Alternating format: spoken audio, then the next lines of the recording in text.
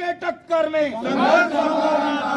अभी तो ये अंगड़ाई है, आगे और लड़ाई है। अभी तो ये अंगड़ाई है, आगे और लड़ाई है। वकील एकता जिंदाबाद, जिंदाबाद, जिंदाबाद,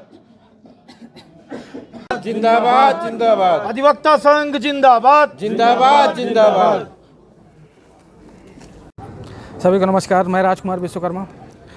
अभी हाल फिलहाल आपको पता ही है कि पूरे मध्य प्रदेश में जो है तो हड़तालों का दौर चल रहा है। कभी आशा उषा आंगनबाड़ी कार्यकर्ताओं की, तो कभी आप देख रहे हैं कि सचिवों की भी हड़ताल चल रही होती है। तो वहीं पर आप देख रहे होंगे लगातार अभी चौथा या पाँचवां दिन है जहां पर जो है तो अधिवक्ता संघ के समस्त वकील जो कि कहीं ना कहीं पर हड़ताल में आज धरना प्रदर्शन करने के लिए जो है तो जिस तरह की जो स्थितियाँ बनी हुई है यहाँ पर, तो आखिर क्यों ऐसी स्थिति बन रही है? क्योंकि एक तरफ हड़तालों का दौर है और यहाँ पर कोई सुनने वाला नहीं होता है।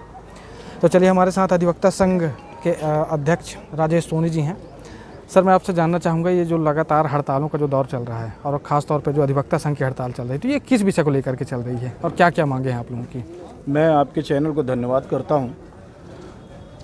जो लगातार हड़ताल की बात आप कर रहे हैं आशा कार्यकर्ताओं की और सचिवों की, वो मध्य प्रदेश शासन से मांग की जा रही है। लेकिन हमारी जो हड़ताल है वो मध्य प्रदेश उच्च न्यायालय के द्वारा एक 25 लिस्टेड केस के समयबद्ध निराकरण के संबंध में जो योजना लागू की गई है उसके संबंध में है। 25 लिस्टेड केस ऐसे जो उन्होंने निर्धारित कर दिया है कि इन केसों का ही एक साल के भीतर कुल 100 केस का प्रत्येक न्यायालयों में निराकरण किया जाना है। और क्या केवल 100 केस ही निराकृत किए जाएंगे? 1000 प्रकरण किसी न्यायालय में हैं तो बाकी 900 का क्या अपराध है ये बताया जाए हमें। हमारे व्यावसायिक परिस्थितियों में भी प्रॉब्लम होती है। आप लगातार किसी प्रकरण को, जो प्रकरण आज 25 साल से नहीं निपटे, आप उसे 2.5 दिन में निपटाने की कोशिश कर रहे हो। और व्यावसायिक समस्या हमें ये आ रही है कि हम उस प्रकरण के कारण दूसरे न्यायालयों में लंबित प्रकरणों पर कोई कार्रवाई नहीं कर पा रहे हैं।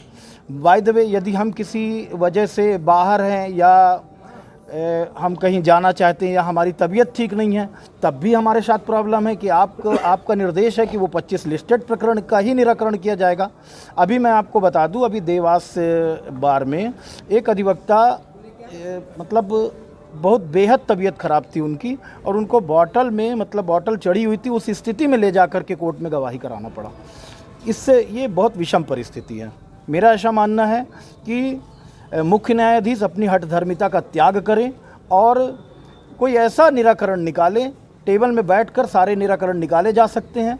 अभी हमने जैसा सुना है, कल तक जो हमारी बैठक हुई स्टेट बार काउंसिल की, उसमें ये तय कर पाया गया कि आज की जो हड़ताल है वो इस प्रत्याशा पर की गई है कि आज वो बैठक लेंगे।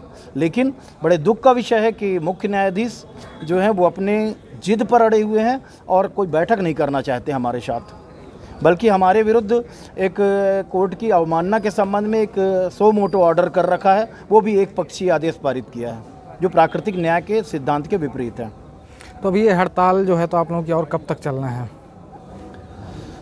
राज्य अधिवक्ता परिषद जब तक चाहेगा, हम राज्य अधिवक्ता परिषद हमारी मातृ संस्था है, उसके निर्देश पर हम काम करेंगे और जब तक वो चाहेगा तब तक हम करेंगे। हम फिर भी ये अपेक्षा कर रहे हैं माननीय मुख्य न्यायाधीश महोदय से, न्यायाधीश गणों से, कि हमारा भी सहयोग करें। हम पक्षकार के प्रतिनिधि होते हैं और पक्षकार के साथ अन्याय हो रहा है, इसलिए हम खड़े हैं। उन 900 पक्षकारों के साथ अन्याय हो रहा है जिस केवल आप 100 का निराकरण करने के लिए खड़े हुए हैं।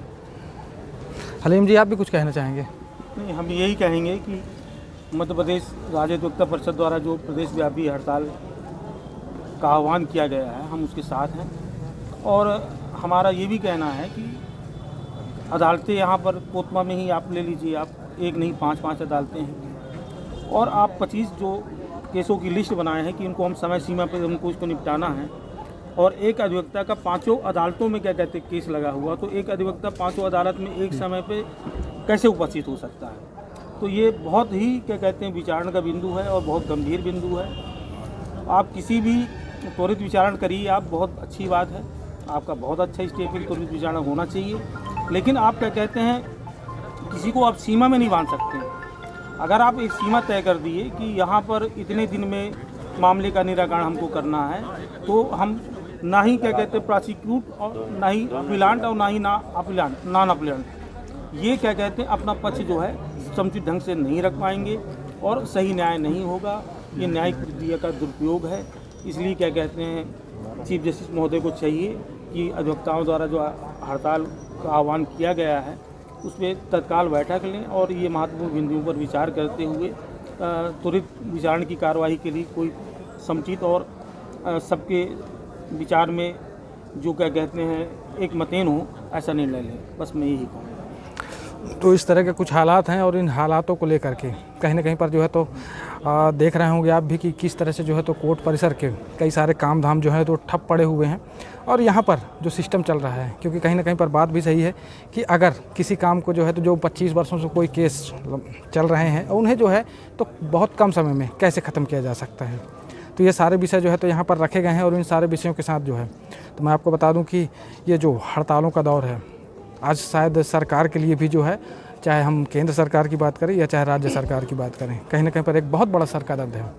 तो मुझे लगता है इन सब मामलों को लेकर के जल्द से जल्द निराकरण होना चाहिए।